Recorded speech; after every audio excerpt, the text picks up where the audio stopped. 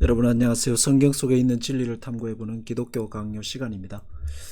오늘을 계속해서 고해성사의 오류에 대해서 살펴보도록 하겠습니다.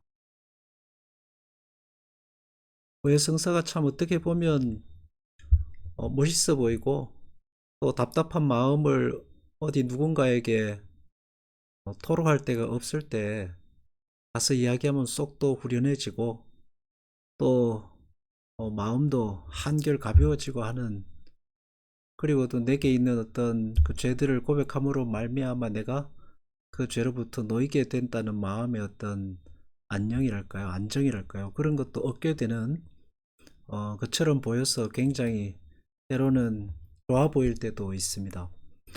근데 이 문제점은 뭐냐 하면 우리에게 좋아 보이냐 안 좋아 보이냐 이게 문제가 아니고, 항상 이것이 성경에 기반한 것이냐 하는 것을 생각해야 됩니다. 성경에는 고해성사가 없습니다. 예수님도 누구로부터 고해성사를 받은 적이 없습니다. 누구에게 고해성사를 강요한 적도 없습니다. 그래서 우리가 예수님도 하지 않은 일을 교회가 만들어내서 그것을 통해서 뭔가를 이루려고 한다면 굉장히 많은 문제점을 낳게 되는 것입니다. 19항은 비밀 고백을 비평함 살펴보겠습니다.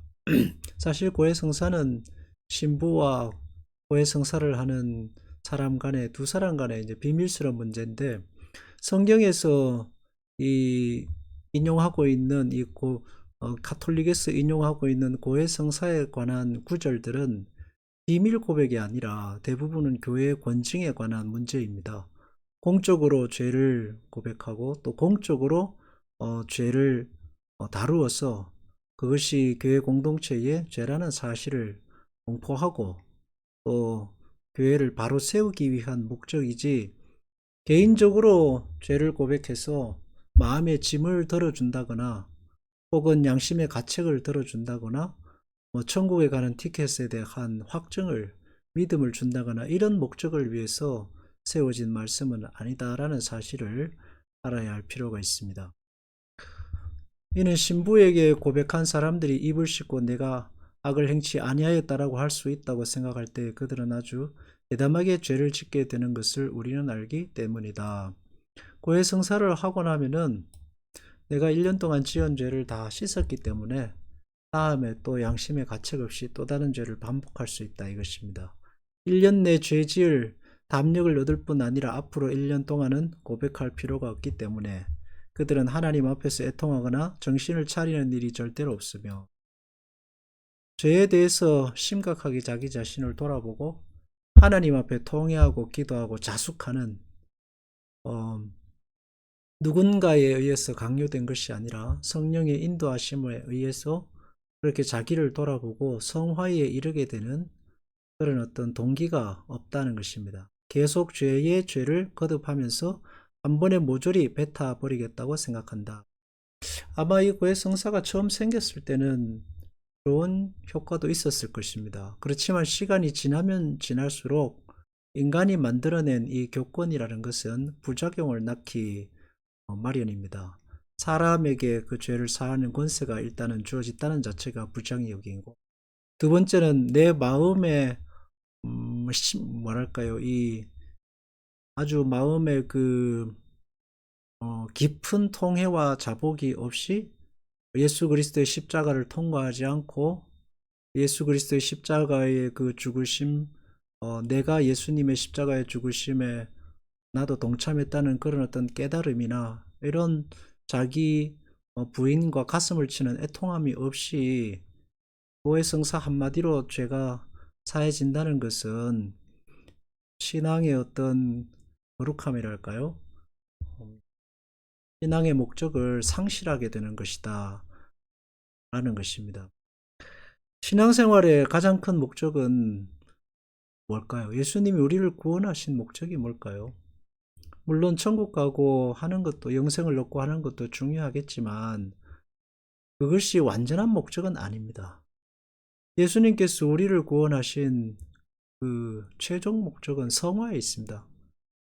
우리도 예수님처럼 성화되는 것이 예수님을 우리를 구원하신 목적. 그것을 신약 성경에서는 하나됨이라고 표현했죠. 내가 아버지와 하나 된 것 같이 너희도 나와 하나 되는 것. 그리고 성령께서 맺게 하시는 성령의 열매, 이런 것들도 대부분 다 성화와 관련이 있는 열매들입니다. 근데 이 고해성사가 그저 죄 용서를 해주고 마음의 평안을 주고 또 교회에 붙잡아 두고 천국 가는 그 확신을 주고 하는 정도에 그치면 성화에 이르게 하는 그 과정들이 완전히 사라져 버리게.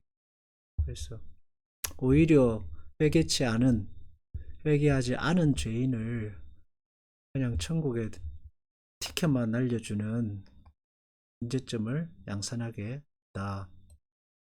그리고 더 담대히 죄를 짓게 된다. 죄를 지어 또 어차피 나중에 고해성사하면 다 용서받을 거고 천국 가면 다 씻어질 건데 이 세상에 죄 지은 게 무슨 죄가 되겠냐, 이렇게 된다는 것이죠. 사람은 마음속에 이 악한 마음이 크기 때문에 이렇게 많이 악용을 했던 것이 지나온 역사의 현실입니다. 참으로 누가 고백하러 갈 날을 고대할 것이며 누가 기쁘고 간절한 마음으로 고백하러 갈 것인가. 감옥으로 끌려가는 사람같이 싫은 것을 억지로 하는 것이 아닌가. 강요된 고백은 언제나 부작용을 낳기 마련입니다. 회개는 신자의 특권입니다. 예수 그리스도의 십자가의 사랑을 경험하고 또 하나님의 자비와 용서를 경험할 수 있는 귀한 어떤 하나님의 은혜의 방편이고 우리에게 믿음을 주시기 위한 하나님의 그 축복입니다. 근데 그것이 어떤 시간이나 어떤 누구에게로 강요되면은 그 특권과 은혜는 다 사라져 버리고 그것이 그 누군가에 의해서 인위적으로 만들어지는 그런 것이 되어버립니다. 그러면 싫은 것을 억지로 할 수밖에 없게 됩니다.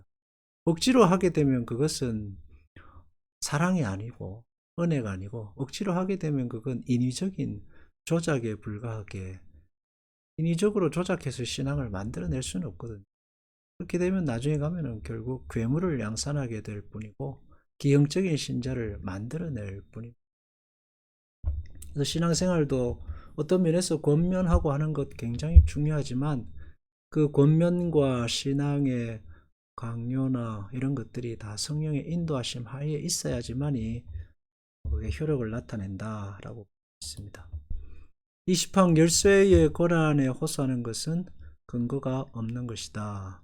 성경 마태복음에 보면은 너희가 땅에서 매면 하늘에서도 매이고 땅에서 풀면 하늘에서도 풀린다 하는 말씀을 가지고 이제 고해성사의 근거 구절로 삼는데 그것은 고해성사의 근거 구절이 아니라 교회 권징의 근거 구절입니다.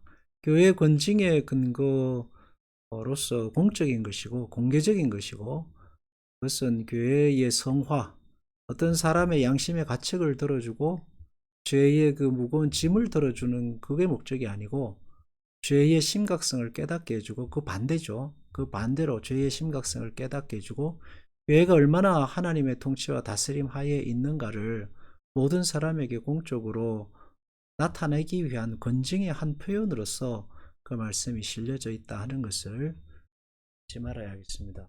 그러므로 우리는 주께서 매라고 하신 것을 풀며 풀라고 명령하신 것을 매는 일을 아무 분별 없이 반복하는 신부 따위에게는 좀 격한 말이지만 그때는 이런 카톨릭의 그 부패가 굉장히 면죄부를 판매하는 등 여러 문제가 많았던 시절입니다.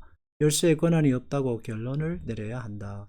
사실 죄를 사하는 그 면죄부가 사람에게 있다는 그 말 자체가 말이 안 된다라고 할 수 있죠. 물론 이제 캐톨릭에서는 대신 해주는 것이다 라고 말하지만 그 대행이라는 말 속에는 하나님의 뜻과 그것을 행하는 자의 뜻이 완전히 일치할 때만 가능한 것인데 그 완전히 일치하는 것을 할 수는 없는 것이죠. 무엇을 맺고 무엇을 풀어야 할 겁니까?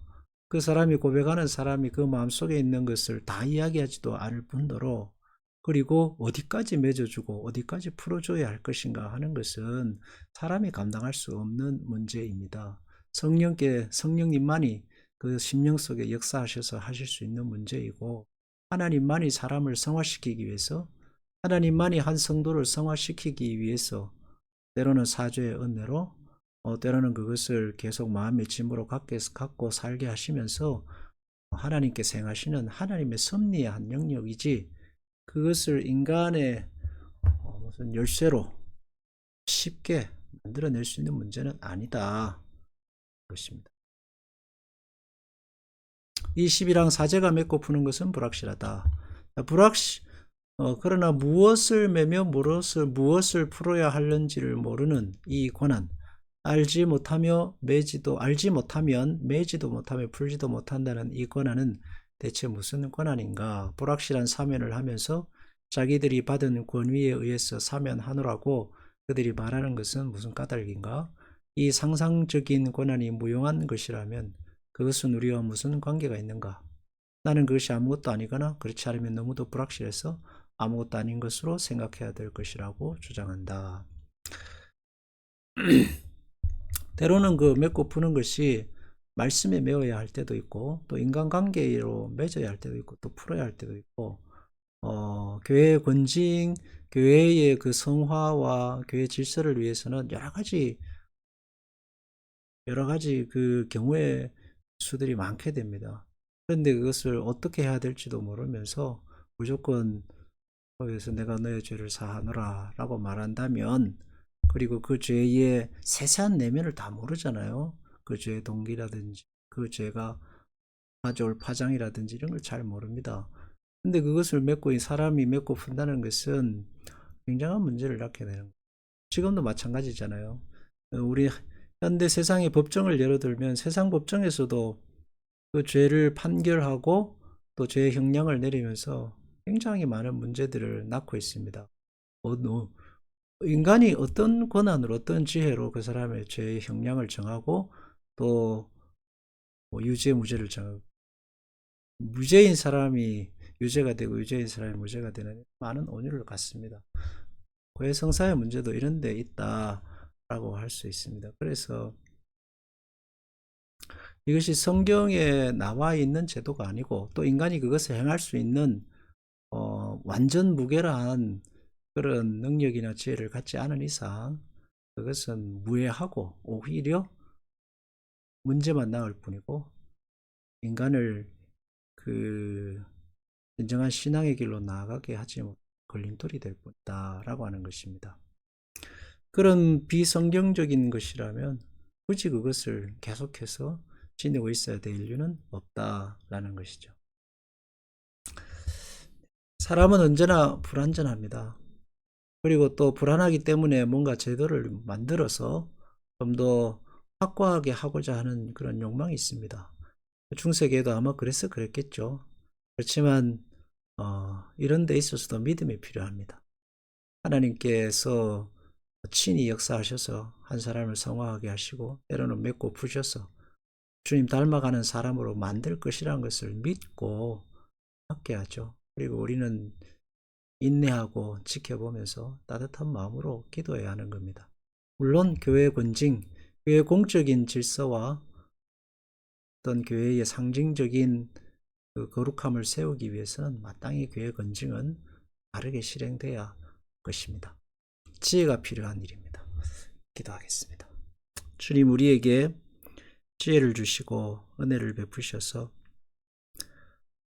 하나님께서 세우신 예수 그리스도께서 머리 되신 교회를 잘 섬기고 세워갈 수 있도록 은혜를 베풀어 주시옵소서.